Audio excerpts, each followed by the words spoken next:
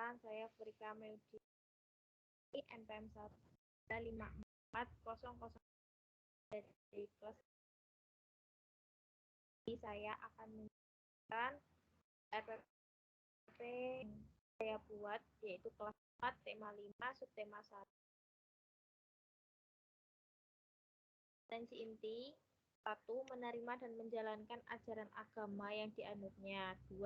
Memiliki perilaku jujur, disiplin, tanggung jawab, santun, peduli, dan percaya diri dalam berinteraksi dengan keluarga, teman, dan guru. 3. Memahami pengetahuan faktual dengan cara mengamati, mendengar, melihat, membaca, dan menanya berdasarkan rasa ingin tahu tentang dirinya, makhluk ciptaan Tuhan, dan kegiatannya, dan benda-benda yang dijumpainya di sekolah dan di rumah.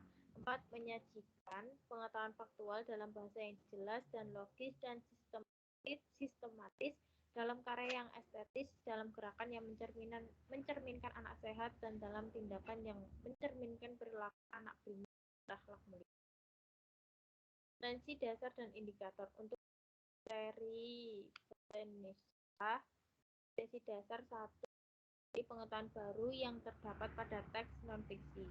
2. Menyampaikan pengetahuan baru teks non-fiksi ke dalam tulisan dengan bahasa sendiri. Indikatornya 1. Menyampaikan jawaban dari pertanyaan yang diajukan berdasarkan teks. 2. Menceritakan kembali isi teks berdasarkan jawaban. Yang kedua, untuk materi IPS, kompetensi dasar 1. Mengidentifikasi kerajaan Hindu dan Buddha atau Islam di lingkungan daerah setempat serta pengaruhnya pada kehidupan masyarakat masa kini. 2. Menyajikan hasil identifikasi kerajaan Hindu, Buddha, dan Islam di lingkungan daerah setempat serta pengaruhnya pada kehidupan masyarakat masa kini. Indikatornya 1. Menganalisis peninggalan kerajaan masa Hindu, Buddha, dan Islam pada masa kini dan pengaruhnya bagi masyarakat di wilayah setempat. Yang kedua, membuat laporan peninggalan kerajaan masa Hindu, Buddha, dan Islam pada masa kini dan pengaruhnya bagi masyarakat di wilayah setempat dalam bentuk peta pikiran. Selanjutnya, materi IPA, kompetensi dasarnya 1. Memahami sifat-sifat cahaya dan keterkaitannya dengan indera penglihatan. 2. Menyajikan laporan hasil pengamatan dan percobaan yang memanfaatkan sifat-sifat cahaya. Yang kedua, indikator, menganalisis sifat-sifat cahaya dan keterkaitannya dengan indera penglihatan dalam kehidupan sehari-hari. 2. Melaporkan hasil percobaan yang memanfaatkan sifat-sifat cahaya dalam bentuk tulisan. Tujuan pembelajaran 1. Setelah membaca teks tentang Raja Purnawarma, siswa mampu menjawab pertanyaan dengan benar. 2. Setelah menjawab pertanyaan berdasarkan teks, siswa mampu menceritakan kembali isi cerita dengan bahasanya sendiri secara rinci. 3. Setelah mengamati gambar, siswa mampu mengidentifikasi peninggalan kerajaan di masa Hindu, Buddha, dan Islam dan pengaruhnya bagi wilayah setempat dengan menggunakan peta pikiran. Yang keempat, setelah berdiskusi, siswa mampu mengkomunikasikan peninggalan kerajaan di masa Hindu, Buddha, dan Islam dan pengaruhnya di wilayah setempat dengan menggunakan peta pikiran.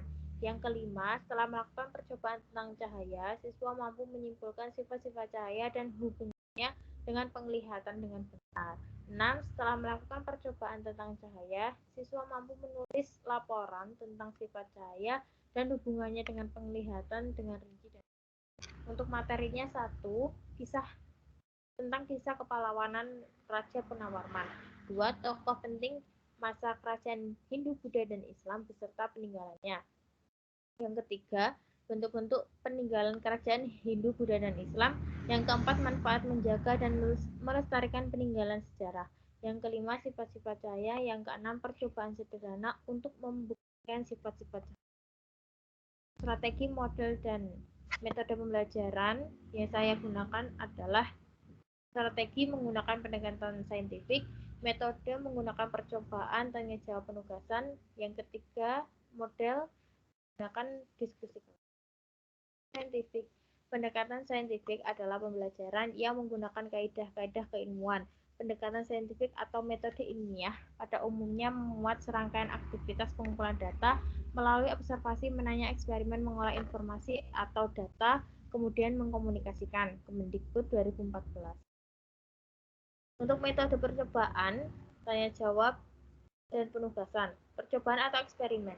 Menurut Rismawati dan kawan-kawan tahun 2014, metode eksperimen memberikan kesempatan kepada siswa individu atau kelompok untuk dilatih melakukan percobaan. Dengan metode ini, siswa diberikan kesempatan mengalami sendiri, mengikuti proses, mengamati suatu objek, menganalisis, membuktikan, dan menarik kesimpulan sendiri mengenai suatu objek, keadaan, atau suatu proses tertentu. Jawab. Menurut Armairiev, metode tanya jawab adalah suatu teknik menyampaikan pembelajaran dengan cara guru mengajukan pertanyaan atau suatu metode di dalam pendidikan di mana guru bertanya sedangkan siswa menjawab tentang materi yang diperoleh. Selanjutnya penugasan. Menurut Syaiful Sagala, metode penugasan adalah cara penyajian bahan pelajaran di mana guru memberikan tugas tertentu agar siswa melakukan kegiatan belajar, kemudian harus dipertanggungjawabkan. Metode diskusi kelas. Menurut Suryo Subroto tahun 1997, diskusi adalah suatu percakapan ilmiah oleh beberapa orang yang tergabung dalam satu kelompok untuk saling bertukar pendapat tentang suatu masalah atau bersama-sama mencari pemecahan, mendapatkan jawaban, dan kebenaran atas suatu masalah. Untuk sintaks pendekatan saintifik, satu observing atau mengamati, dua questioning atau menanya, tiga mengumpulkan informasi atau eksperimen, yang keempat mengasosiasikan atau mengolah informasi, yang keempat mengkomunikasikan. Untuk selanjutnya sintaks model diskusi kelas. 1. Guru menyampaikan tujuan dan mengatur siswa. 2. Mengarahkan diskusi. Yang ketiga menyelenggarakan diskusi. Yang keempat mengakhiri diskusi. Yang kelima melakukan tanya jawab singkat tentang proses diskusi. Kelebihan dan kekurangan pendekatan saintifik. Kelebihannya 1. Membantu siswa untuk memperbaiki dan meningkatkan keterampilan-keterampilan dan proses kognitif. 2. Menyebabkan siswa untuk melibatkan akal dan motivasinya sendiri pada kegiatan belajarnya. Yang ketiga, membantu siswa memperoleh kepercayaan bekerja sama dengan yang lainnya. Untuk kekurangannya, 1. Dibutuhkan kreativitas tinggi dari guru untuk menciptakan lingkungan belajar dengan menggunakan pendekatan saintifik. 2. Guru jarang menjelaskan materi pelajaran. Yang ketiga, membutuhkan waktu pembelajarannya lebih lama. Kelebihan dan kekurangan model diskusi kelas. 1. Kelebihannya yaitu diskusi melibatkan semua siswa secara langsung dalam kegiatan belajar mengajar. 2. Diskusi dapat menumbuhkan dan mengembangkan cara berpikir dan sikap ilmiah. Yang ketiga, setiap siswa dapat menguji tingkat pengetahuan dan penguasaan bahan pelajarannya masing-masing. Untuk kekurangannya, 1. Suatu diskusi memerlukan keterampilan tertentu yang belum pernah dipelajari sebelumnya. Yang kedua, apabila suasana diskusi hangat dan siswa sudah berani mengemukakan pikiran mereka, maka biasanya sulit untuk membatasi pokok masalah. Yang ketiga, tidak semua topik dapat dijadikan pokok diskusi, tetapi hal-hal yang bersifat problematis saja yang dapat didiskusikan. Adapun langkah-langkah pembelajarannya beserta bukti, yaitu ada kegiatan pendahuluan, kegiatan inti, dan juga kegiatan penutup. Untuk sumber dan media belajar, 1. Buku pedoman guru tema pahlawanku kelas 4. Yang kedua, buku siswa tema pahlawanku kelas 4. Yang ketiga, melakukan percobaan IPA, yaitu setiap kelompok membutuhkan 3 karton tebal, 1 lilin, 1 senter, 1 gelas, 1 lampu senter, 2 cermin datar, 1 pensil, 1 isolasi untuk seluruh kelas untuk menempel karton sehingga bisa berdiri tegak. Untuk penilaian atau evaluasi belajar, ada penilaian sikap, kemudian penilaian dari diskusi menggunakan kode 4321, dan untuk rubrik penilaian bahasa Indonesia menggunakan kode 4321. Untuk kriterianya yang dinilai ada topik cerita, alur cerita, ejaan, dan fakta pendukung. 2. Penilaian IPS memiliki beberapa indikator penilaian.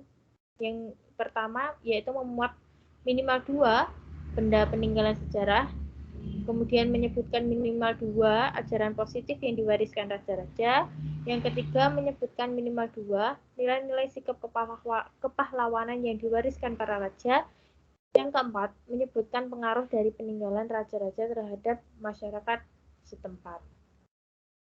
Rubrik penilaian IPA juga menggunakan Kode 4321 untuk kriteria yang dinilai ada penerapan konsep, komunikasi, prosedur dan strategi dan juga kesimpulan. Terima kasih.